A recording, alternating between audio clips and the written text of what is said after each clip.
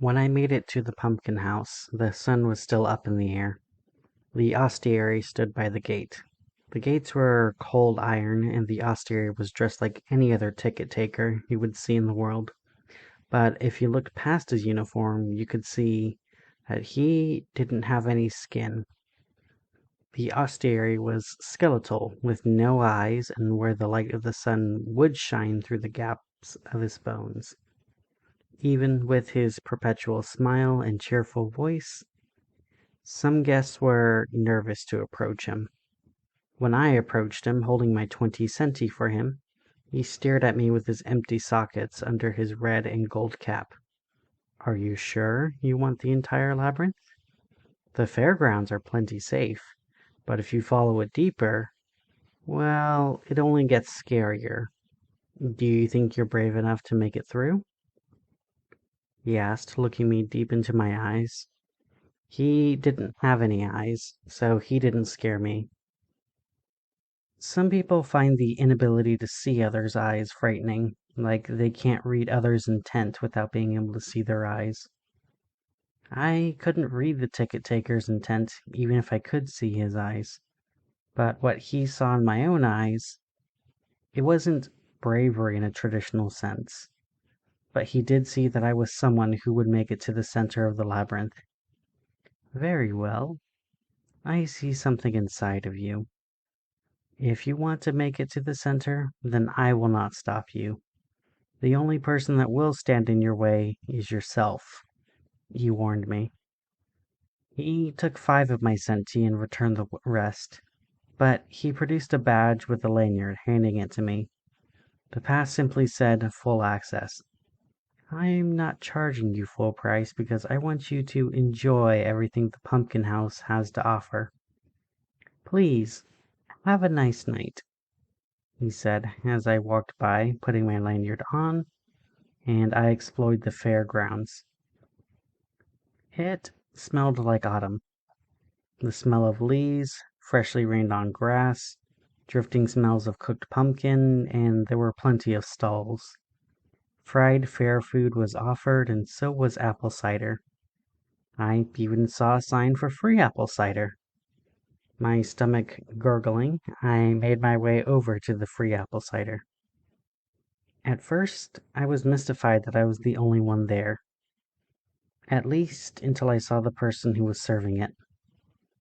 The figure who held the mugs of hot apple cider stood very tall, almost 3 meters tall, dressed in dark leather armor, with a red heater, with a green snake in the middle of their chest. And on top of their torso, there was a high back red collar, but no head. As far as I could see, there was only a hole leading into the dullahan's torso. While I stared at the figure, I watched as the figure kneeled down, offering a mug of the apple cider to me. I paused for a moment before taking a mug, and I heard a voice behind me speak. "Hope you enjoy it." I turned around to see a woman's face with a long red braid that was wrapped where her neck would have been, like a scarf, if she had a neck. Her body was resting on the top of a hay bundle, but there was no way for a body to be hidden under there. She smiled big, and the dullahan stepped into my field of view and made a gesture like tipping a hat to me. My better half made it.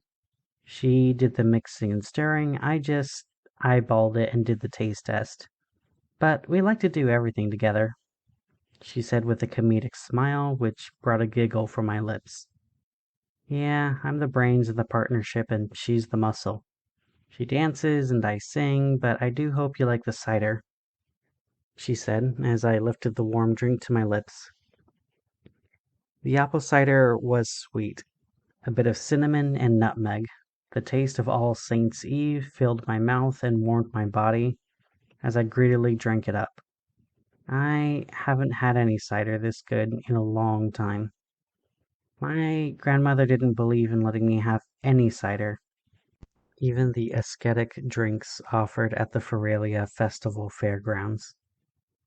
After draining my cup, the dullahan offered me another. I set my old mug on the tray and took a new one.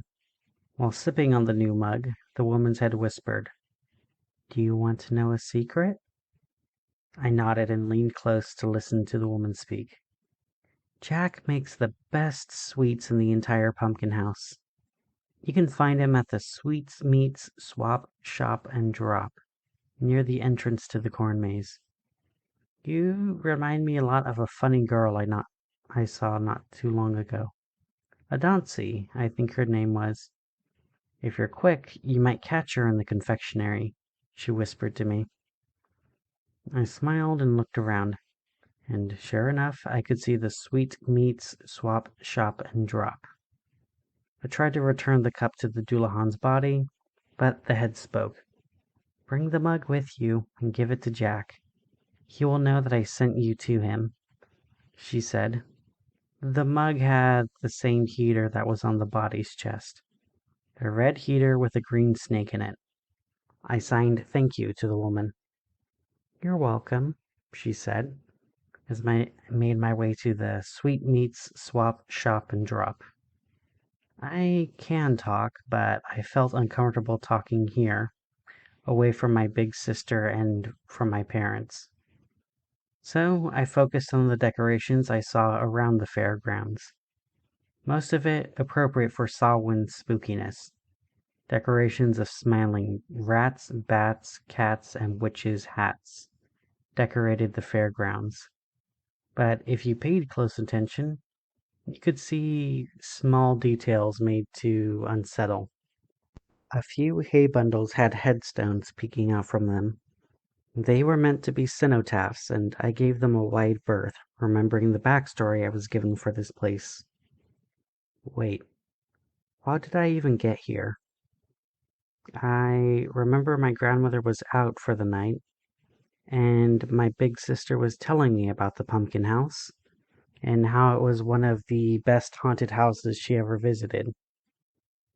I remember blowing out the candle she was using to make a shadow play, but after that it got fuzzy. Maybe I heard the backstory from her. I don't know where I heard the backstory from, but I knew it well enough to know that the cenotaphs were hungry, and if you sat on one, it would consume you. It was probably an exaggeration for environmental storytelling, but still didn't want to test it. When I made it to the confectionery, I saw that there were a few other customers in front of me. Small children with their parents looking at all of the desserts offered in the glass case. The Sweetmeats Swap Shop and Drop looked like a small shop on the outside, but on the inside there were aisles upon aisles of candies, cookies, confections, confits, candles, chocolates, combs, coffee beans, cupcakes, chiffon cakes, creams, cocoa, cheesecakes, cones, ciders, caramels, candy crickets, caramelized crickets, crusts, custards, cherries, coconut, seafoam, and so much more, not all of it starting with C. I stared at the gummy isopods. They were my favorite with how colorful they were, and the bit of juice in the middle. I grabbed the tongs, but I looked for the prices for any of the confectionaries. No prices were listed, but that only made me disappointed as I put away the tongs for grabbing the gummy isopods. My grandmother always told me if you had to ask how much something cost, then you couldn't afford it. When I put the tongs away, I heard a voice call down from the end of the aisle. "Hey there, are you looking at the gummy isopods? You can take a bag if you want. They're all free for our full access guests." I turned to face the voice when I saw who it was. He wasn't very tall, but he still had an intimidating presence. He was wearing plaid and worn down overalls with plaid gloves that covered his hands. His head was what drew my attention. His head was a carved pumpkin. His eyes were triangles pointing up, which indicated he was smiling and benevolent. His nose was another upward-pointing triangle, with his mouth smiling wide with square teeth. Inside of his head I could see a single red candle. The light shone out of his head. It lit up part of the shop in the ominous glow. But just like the dullahan, I got no bad feelings from him. He seemed genuine, and it took me too long to realize the man with the carved pumpkin for a head was Jack of the Sweetmeats Swap Shop and Drop. I signed thank you to him as I grabbed the pincers to grab the gummy isopods. I filled a confection bag with what I think is a quarter of a pound as I head to the counter where Jack was now standing. Everyone else in the shop already left as I walked up to the counter and stood there awkwardly. I didn't know what to say. I expected him to ask for my parents or simply tell me to go, but instead a friendly voice echoed from his carved mouth. His mouth didn't move and there were no actual eyes, but I still didn't want to meet my eyes to the red glowing holes where his sight came from. "Is there anything else I can help you with?" Jack asked me. Awkwardly, I nodded and lifted the dullahan's mug up for him to see. He took the mug from my hand as he held it up to the red candlelight while he examined it. "Oh, you must be looking for Adansi. She's about your age. She got a big bag of candy compasses before heading to the maze. She's heading deeper into the festival. She wants to find her way to the prize in the pumpkin house." Jack's voice flashed from friendly to fearsome. "If that's what you seek, go into the maze and press deeper into the labyrinth. The Rancid Ranch has a lot of things the Fairgrounds don't offer, but it's much scarier. And it only gets scarier from there." "Is that what you want?" Jack asked me.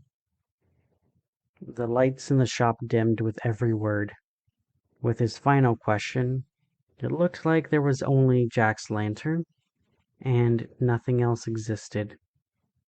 His face leaned close to me, and my face awash in the candle's red glow. I nodded firmly as Jack nodded back, and the lights faded back on. "Go on in, have fun, and be careful. It's really easy to get lost in the maze, but as long as you stay on the trail, you should be safe. If you make it to the Rancid Ranch, look for one of my siblings, Paige. We're triplets," he said, as he placed the mug beneath his counter. I noticed now that on the counter there was an ivory card set into the wood. Like a space was carved for it, and the card was set inside. The card had a figure dressed in yellow, with a staff taller than he was, with a green leaf sprouting out of it. Underneath the picture were helpful words written in common Creole. "Jack of Wands." He saw me staring, but he only chuckled. "I'm afraid it's not for sale. It's set aside for someone else. They've just not picked it up yet," Jack of Wands told me as I looked up to him before I turned away to make my way to the maze. The sun was still up, but the shadows were getting longer when I saw the start of the corn maze. Electric lanterns flickered every 5 feet, but still it felt ominous. Maps and pencils were offered at the entrance, so I took one and quickly marked my route on the map. Fortunately, there would be stakes that marked your place in the maze in a letter and number grid. It acted as a convenient form of mapping, but even with it and the map, people still got turned around and lost in the maze. Still, I felt confident in my choices. I knew that there were supposed to be spooks, but there were none at the entrance. If it followed the rules of every other haunted house, it would play like a song. First is the anticipation. You're supposed to question if you do or don't go in. Let your imagination fill in the holes so it can be anything, and what you imagine is much worse than what is inside. It would take time, but there would be scares and spooks along the way. I stepped into the maze and followed the trail. The corn stood a lot taller than I was. I couldn't see where to go. Already at the first junction, I made an immediate right. If you are unsure where to go in a maze, going right would, eventually, work your way out of the maze. Maybe not the quickest, but would work eventually. It just so happened that it was also my first turn that I already mapped out. I followed it as I stimmed with my pencil. I knew the haints, haunts, horrors, and hellions were all harmless, but still the fear crept into my heart. Thinking about this, like music again, this was the first beat of the song. Just a single instrument you could barely hear, but couldn't recognize. I made it to a crossroads when I heard a chittering coming from my left. I crouched down and waited as it got closer, and then I saw it pass by. It stood taller than the stalks, but its 8 legs were thinner than the corn stalks. The body was as morose as Mr. Knight's mustache, with a red hourglass on its abdomen. Its 8 eyes were soulless, but thankfully didn't see me since it tracked movement. The fangs rubbed against each other, producing the chittering as the Latrodectus leviathan lurched by. That was a big black widow. The smaller relatives were known for hospitalizing humans, but were almost never fatal. However, at that size, her venom was likely to be a lot more lethal. They weren't kidding about the spooky spiders. They were really here. After giving the Latrodectus leviathan a few minutes to walk away, I walked towards where the spider was walking. It seems counterintuitive, but the place she came from was a false labyrinth. I could have easily gotten lost without finding my way out again. But again, it's all pataphysics. She's scary looking, but there's no way they'd actually let anything dangerous into the corn maze. I followed the trail I made when I felt something in me start to call me into the corn. I made it to the part of the maze where I was at the edge of a massive patch of corn with no trails. It seemed that the Samhain scarecrow was as much siren as he was scion. I was prepared to turn away when I saw something bright catch my eye. At the edge of where the trail met the corn was a single cyan candy compass. The needle pointed deeper into the corn, and my eyes followed where the needle pointed, and it pointed to another candy compass. She sensed Samhain Scarecrow's siren song, so she sought Scion's spoken source. Adansi was in danger. I could ignore the call and follow the path and make it out safely, or I could go into danger willingly for a stranger. I was already following the candy trail before I finished that thought. I followed the trail deeper and deeper into the corn. I didn't think about the sharp snaps beneath my feet. They were either real or they were fake. And right now, knowing the difference wouldn't help anyone. The deeper I went, the stronger the call became. It was almost auditory, like her howl, but not quite as meaningful.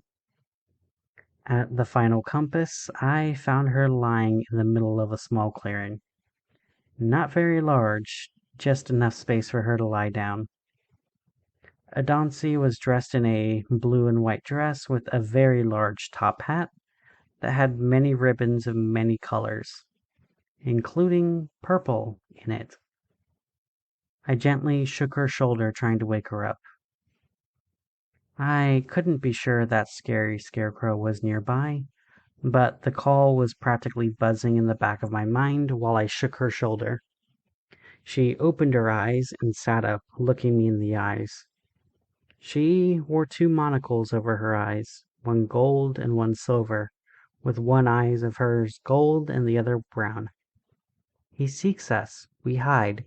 Seek and hide and seek, squeak and hide, bite and shriek.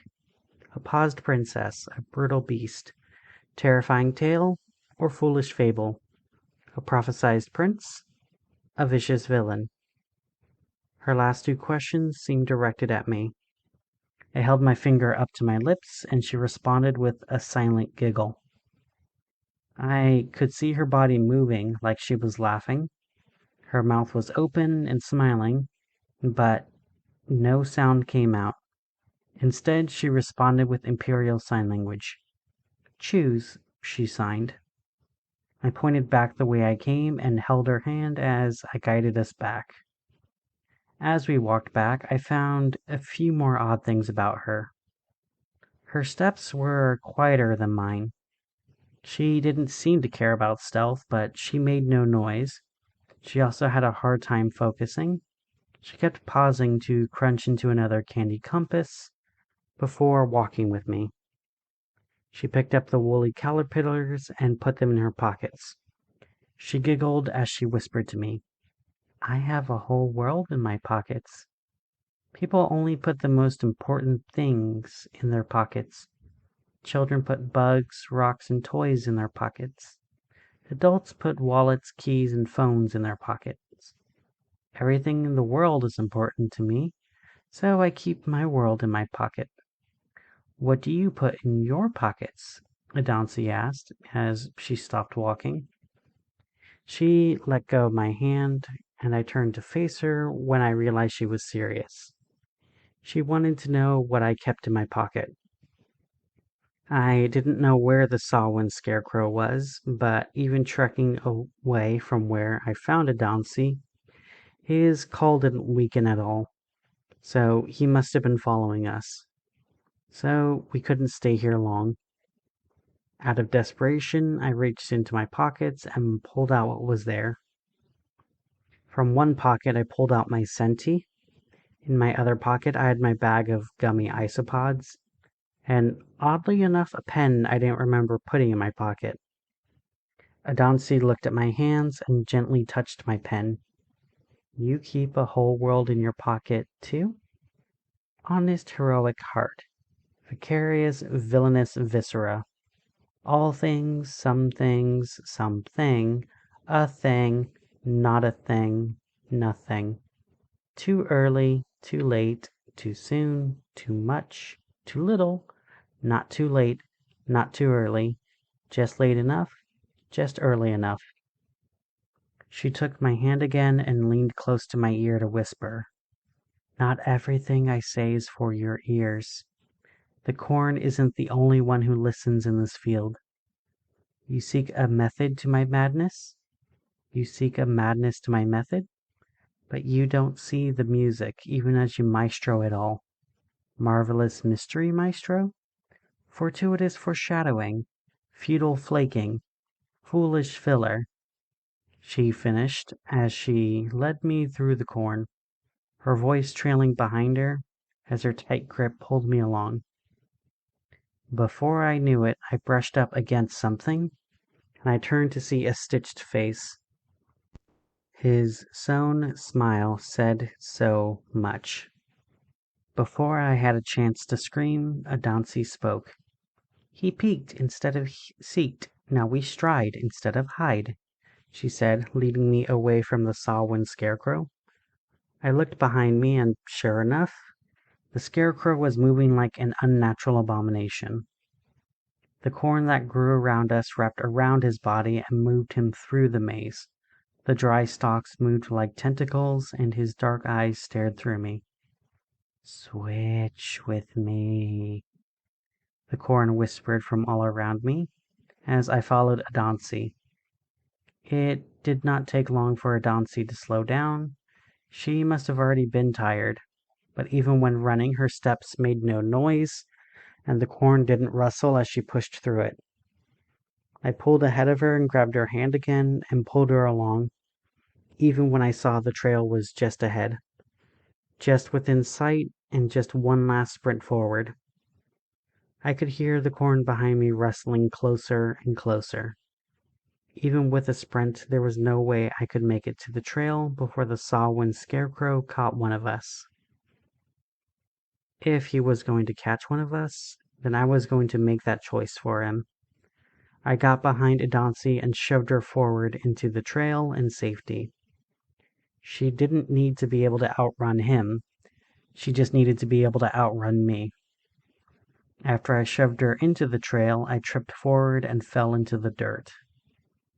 I turned to face the Scarecrow that stared down at me. He seemed to be in shock, not sure what to do in this situation.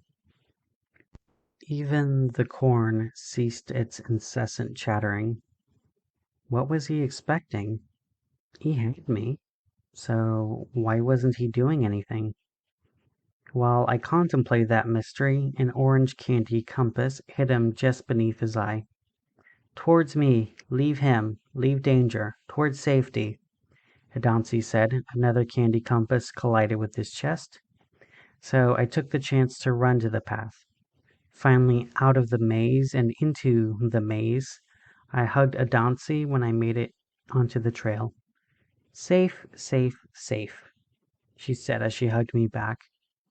"You went into danger for a stranger.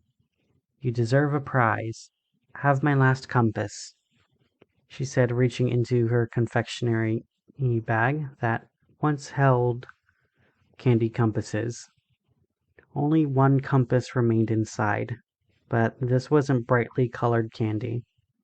It was aluminum and glass, with a needle inside pointing down the trail. This doesn't just point north. It points the fastest way to what you seek. Not safest, not bestest, not calmest, fastest. I checked the compass, and sure enough, it was pointing the same direction that I had mapped out. I pointed that way, and Adansi grabbed my hand. What you seek isn't always what is hidden.